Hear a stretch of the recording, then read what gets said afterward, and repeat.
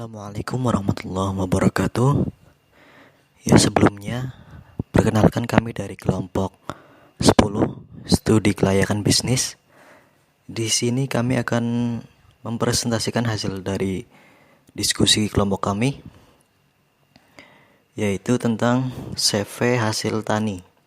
Sebelumnya kami akan memperkenalkan anggota dari kelompok kami, yaitu yang pertama saya sendiri, Febrianto Saputra, NIM 170 2010 172.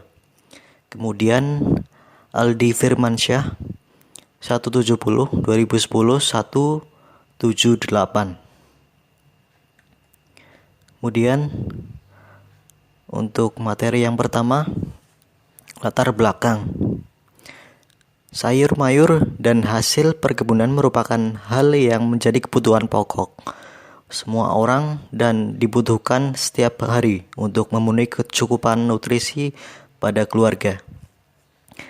CV Hasil Tani merupakan perusahaan yang memanfaatkan kecanggihan teknologi dan kemampuan mengambil peluang dengan memutus rantai penjualan, mendistribusikan hasil sayur perkebunan masyarakat agar dapat terjual dengan harga maksimal. CV Hasil Tani menjual hasil pertanian masyarakat desa ke kota-kota besar, ke supermarket, dan menjualnya melalui penjualan online atau melalui media sosial.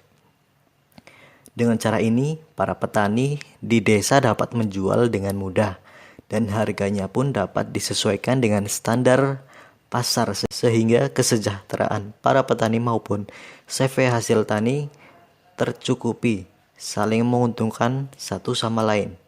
Tentunya di era pandemi COVID-19 ini, masyarakat lebih cenderung untuk berbelanja online dan tetap di rumah saja.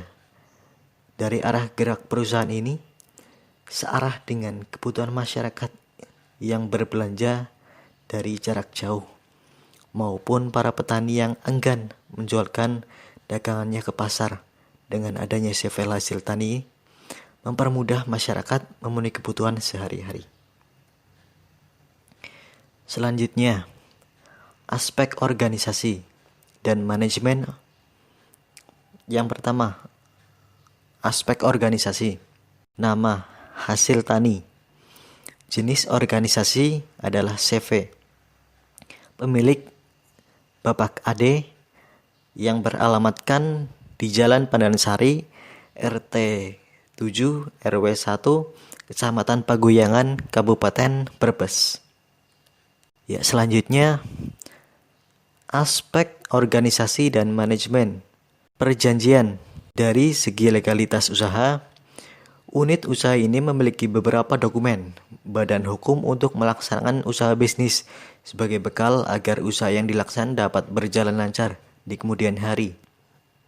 Beberapa dokumen yang dimiliki berkaitan dengan aspek hukum adalah SIUP atau surat izin usaha berdagang, kemudian SITU atau surat izin tempat usaha, kemudian NPWP nomor pokok wajib pajak, NRP atau nomor register perusahaan atau TDP tanda daftar perusahaan, dan kemudian AMDAL analisis mengenai dampak lingkungan.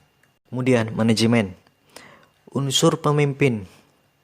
CV Hasil Tani menggunakan pendekatan top down atau perencanaan diserahkan ke pemilik dan dijalankan oleh karyawan sehingga ada feedback dari karyawan ke pemilik.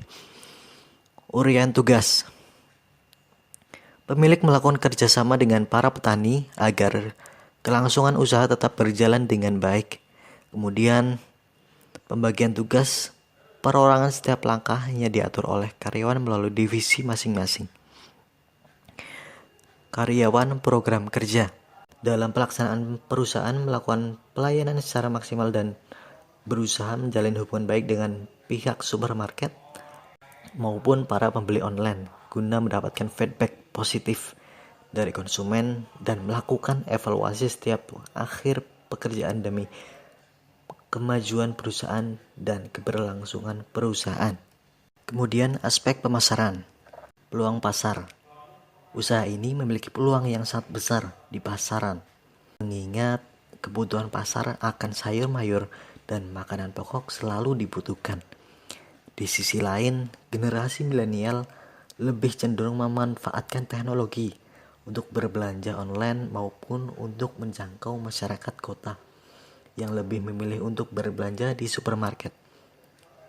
Daerah pemasaran jasa ini meliputi Jawa Tengah, Jawa Barat, Jawa Timur, DKI Jakarta, dan juga melalui media-media sosial. Kemudian, pasar sasaran.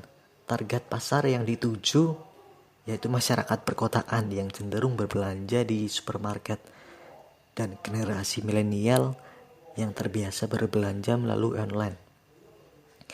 Segmentasi pasar yang diterapkan yaitu di perkotaan, supermarket yang menawarkan kebutuhan dan media sosial dengan pengemasan yang baik ke supermarket akan menambah harga jual pula pada produk ini. Sistem promosi yang dilakukan yaitu dengan menjalin hubungan baik dengan pemilik supermarket dan menawarkan melalui media-media sosial. Manajemen operasi. Yang pertama, sifat usaha. Bergerak dalam bidang penjualan dan pemasaran di segala aspek pemasaran antara lain pendistribusian, promosi, pengemasan, dan pengantaran. 2. Jenis dan jumlah pengeluaran. Jenis usaha kami ini mendistribusikan hasil pertanian masyarakat ke supermarket, kota-kota besar, dan media sosial. Pengeluaran dari usaha kami yaitu tergantung pada jarak tempuh atau ongkos kirim, kemudian pembelian hasil pertanian, pembiayaan karyawan, dan keperluan perusahaan seperti komputer untuk keperluan promosi dan mobil untuk pengangkutan CV hasil tani. Volume dan harga penjualan.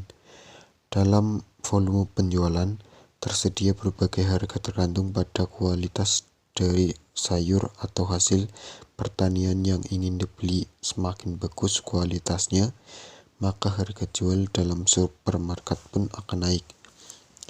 Harga jual dari produk mengikuti harga pasaran bisa terjadi naik dan turun harga yang disebabkan faktor musim, kelangkaan produk, dan lain-lain. Jika stok melimpah, harga biasanya turun, namun ketika stok sedikit, maka harga akan naik. Kesimpulan, usaha jasa distribusi hasil pertanian CV hasil tani ini dapat disimpulkan bahwa usaha ini layak untuk dijalankan berdasarkan analisis kelayakan bisnis, merupakan suatu yang menarik dan masuk kriteria konsumen, menarik minat beli konsumen, dan baik di segala fasilitas yang diberikan sehingga konsumen merasa nyaman dan puas terhadap pelayanan. Rekomendasi untuk dikembangkan.